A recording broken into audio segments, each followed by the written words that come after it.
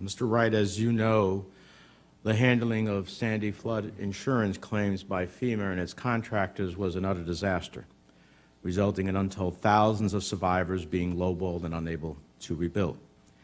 Now, I exposed this pattern of underpayment in hearings and press conferences more than 2 years ago, and subsequently worked with your predecessor and with you to establish a virtually unprecedented opportunity for all policyholders to have their claims reviewed once again.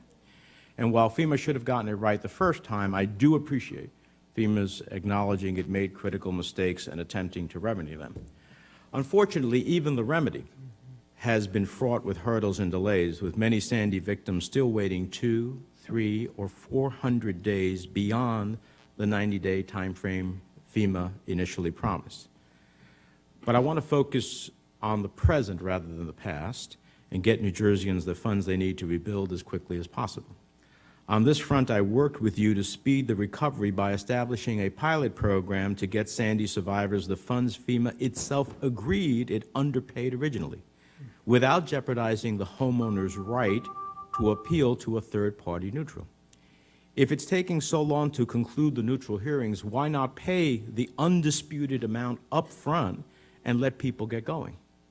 So let me take a moment to give the committee a real-world example of how this policy change made a tangible difference in people's lives. Ms. Donna Almon, a woman from Bayville, New Jersey, took advantage of the pilot program and received her relatively modest interim payment without having to waive her right to an appeal. She had recently suffered an unimaginable tragedy when her husband was killed in an accident while at work. After working with her for several months, she wrote the following after receiving her interim payment. I cannot thank you all enough. I finally received about $6,500 long owed under my flood policy, and it could have not come at a better time as I was in a very tight financial bind after losing my husband as he was working on a boat that went down near the Tappan Zee Bridge and went in to save the other 2 crew members. First the Sandy storm, and then losing my husband. You feel so alone, and I really felt no one cared.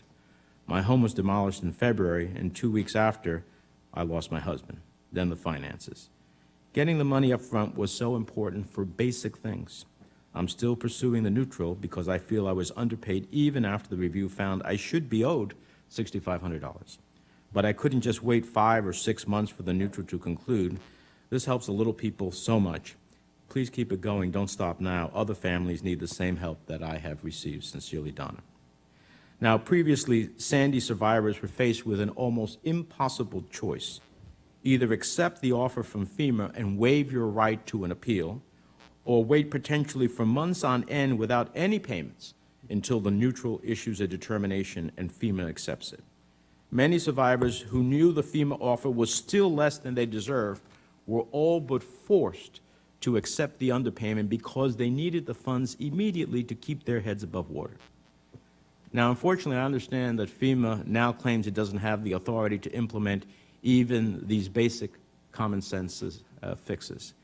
And I don't want to go into debate over the Administrative Procedures Act or FEMA's regulatory authority. You know, I can go through a list of things FEMA refused to do at first, but later their lawyer said yes. You know, allow Sandy survivors to appeal their claim outside of the normal appeal process, outside of the court system. Allow Sandy survivors who survived their proof of loss to nonetheless have their claim reviewed again, to have an independent third-party neutral outside of FEMA established and able to overturn the decision of FEMA. FEMA first said none of these things could happen, and then all subsequently they did. So I ask you, Mr. Wright, do you believe that Sandy survivors, or for that fact anyone who faces this in a country, should have to choose between exercising their right to appeal from a third-party neutral or receiving the undisputed amount FEMA acknowledges it owes them in a timely fashion? And do you believe it's fair to say that Sandy survivors who have waited nearly 4 years to get what they were entitled have suffered an emotional and financial hardship?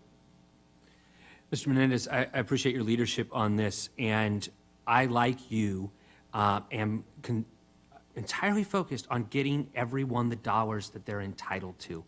And I think that I've demonstrated to you and your team over the last 15 months, I get to yes as much as anything. I've moved a lot of barriers out of the way.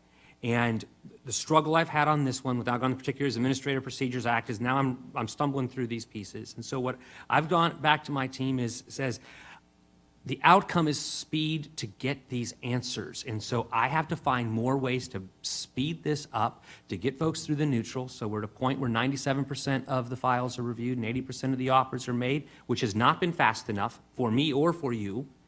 And so I've got to stay legal in these various parameters I have under the laws and regulations. I will do that and continue to push to get these payments done because they're entitled to closure. Well, They're I entitled want to the to, my payments. time's expired. The chairman would indulge me with another minute. Here's the two questions I asked you. Do you believe that Sandy survivors, or for that fact anyone else, should have to choose between exercising their right to appeal from third-party neutral or receiving the undisputed amount FEMA acknowledges that it owes them in a timely fashion? That's not whether it's the law or not. Do you believe that as a proposition? So I have to run a consistent process. I've got more than 10,000 of them that have already been closed. And so as I've worked this with the legal side, I've got to find a way to hold that together so that I've treated Okay, so I everyone can't get a equitably. simple, straight answer from you on a simple proposition. I'm not talking about the legalistics of it. I'm talking about the value here. Is it fair that someone has to ultimately give their right up for a third-party neutral in order to be able to accept the payment that is undisputed in the first place? Mr. Menendez, Is that a fairness question? what I want to be able to do is give them the option for their dollars and give them the option for getting that neutral review if they choose to do that.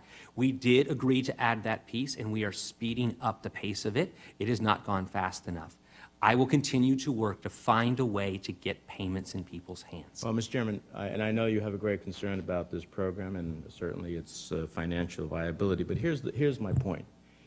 If you, for years, pay your flood insurance policy, meet your obligations, and then, God forbid, when the moment comes, the disaster comes, and you find yourself being arbitrarily and capriciously lowballed, contractors arranging to have lowball amounts, and then you are forced by virtue of a process that makes you accept what you know is a lowball because you can't wait to get your life together again, something's wrong with that. So as we think about fiduciary responsibilities, which I share the chairman with, I also think we have to think about these types of program changes.